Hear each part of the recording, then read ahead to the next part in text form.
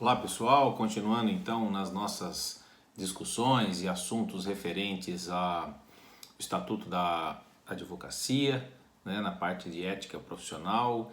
Vamos dar prosseguimento aqui para analisar um pouquinho mais sobre a respeito dos honorários advocatícios. E aqui o assunto é falar de remuneração. E aqui o primeiro ponto é o seguinte: a prestação de serviços do profissional assegura aos inscritos na OAB o direito de honorários. Que tipos de honorários? Então nós vamos falar aqui do artigo 22 do Estatuto da OAB. Muito bem.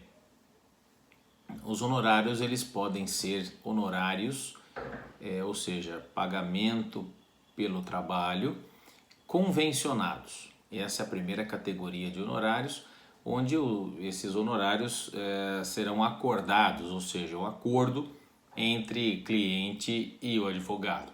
Então, quando o cliente chega lá no seu escritório, vai dizer: olha, doutor, eu quero fazer a seguinte causa, eu quero trabalhar na seguinte causa, que o senhor trabalhe na seguinte causa, quanto que é o serviço, não é? Então aí essa quantia ela vai ser combinada, vai ser acordada e fixada para o advogado poder trabalhar, não é? Além disso, os honorários fixados por arbitramento judicial. Existem algumas circunstâncias, e vou dar o exemplo para vocês, quando o advogado é nomeado ad hoc, que nós falamos, é um exemplo, tá? Quando o advogado contratado da parte ele tem algum problema ou ele falta numa audiência, às vezes por uma emergência, por uma urgência, há necessidade então de o juiz nomear um advogado ad hoc. Então, nesse caso, o advogado ele vai trabalhar naquele ato específico, e trabalhando naquele ato específico, ele vai ser remunerado para tanto. Então, nesse caso, o juiz vai arbitrar honorários para este advogado, por exemplo, que atuou nesse ato específico do processo que havia necessidade. E os honorários de sucumbência. Os honorários de sucumbência, que são aquelas quantias fixadas para o advogado quando ele vence a causa. E aí o juiz fixa os honorários de sucumbência a favor do advogado, então, para que ele possa também ter aí a sua remuneração. Então, ele tem a remuneração pelo trabalho, né? É uma atividade meio, por isso ele combina com o cliente o quanto ele vai receber, o quanto o cliente vai pagar para ele desenvolver aquela atividade, não é?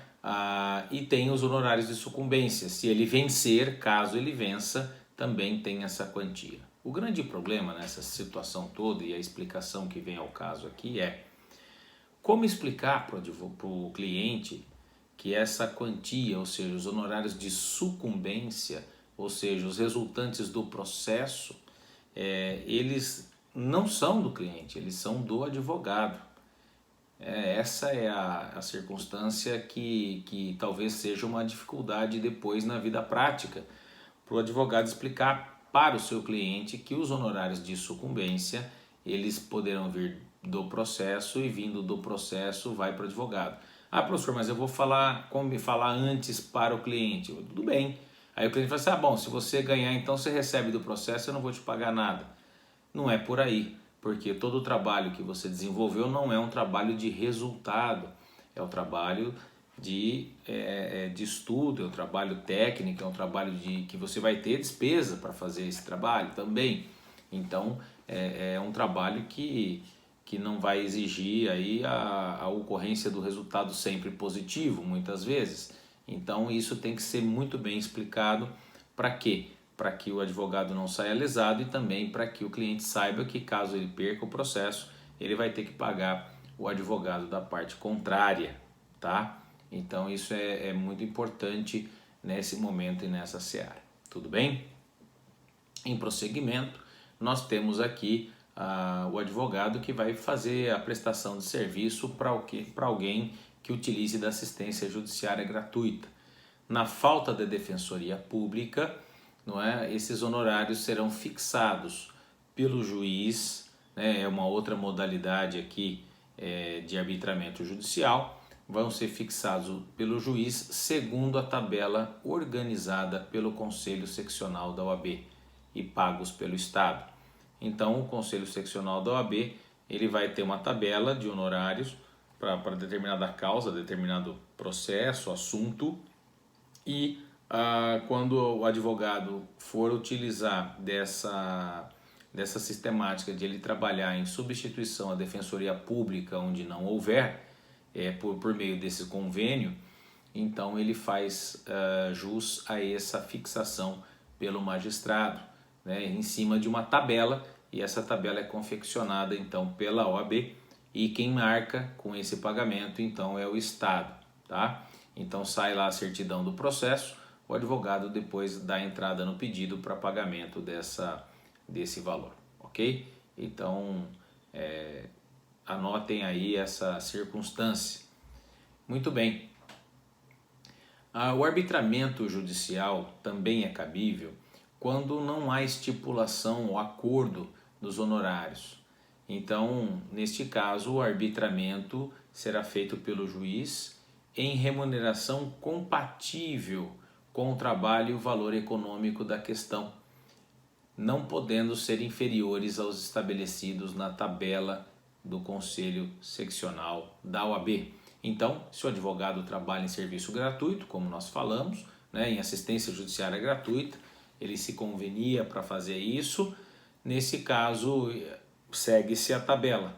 Se caso não há estipulação aí por meio de acordo dos honorários que serão fixados, evidentemente então que esse advogado ele vai fazer o quê? Ele vai aguardar o arbitramento judicial, e esse arbitramento vai ser proporcional à complexidade da causa, o valor da questão, para quê? Para que possa então ter uma justiça nesse pagamento, tá? Um outro assunto interessante nessa questão também dos honorários é exatamente a forma de pagamento. Ou seja, se o cliente e o advogado não combinarem como vai ser pago o honorário, evidentemente que o estatuto ele dá uma solução, dizendo, olha, 1/3 do valor combinado, né, vai ser pago no início do processo, no início do serviço do advogado. O outro terço vai ser pago até a decisão de primeira instância, e o terceiro terço no trânsito julgado, ou seja, no final do processo. Muito bem. Às vezes o advogado combina o valor com o cliente e não combina como que vai ser a forma desse pagamento. Então, geralmente vocês vão observar aí que na prática muitas vezes a metade vai ser paga no começo e a outra metade na sentença de primeira instância. Só que daí o que acontece? Se precisar recorrer, os advogados viram para o cliente e falam assim, não, agora o valor é diferenciado, porque eu vou precisar recorrer, não é? Então, muitas vezes a gente constata advogados que fazem a combinação de um preço para a primeira instância, não é? E, de repente, quando sai a sentença, ele acaba de receber o valor total da primeira instância e ele cobra outro valor para poder recorrer se for para o tribunal, tá?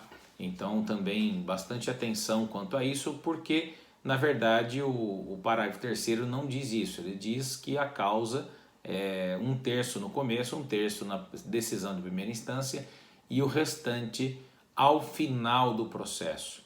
Então, nesse parágrafo 3º já inclui o serviço do advogado, a interposição de recurso, tá?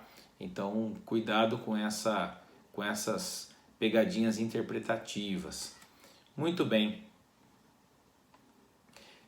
Diante dessa forma de contratação, forma de pagamento dos honorários, vocês podem observar então que é um universo que vai ficar vinculado a este acordo, e esse acordo vai definir esta situação, ok?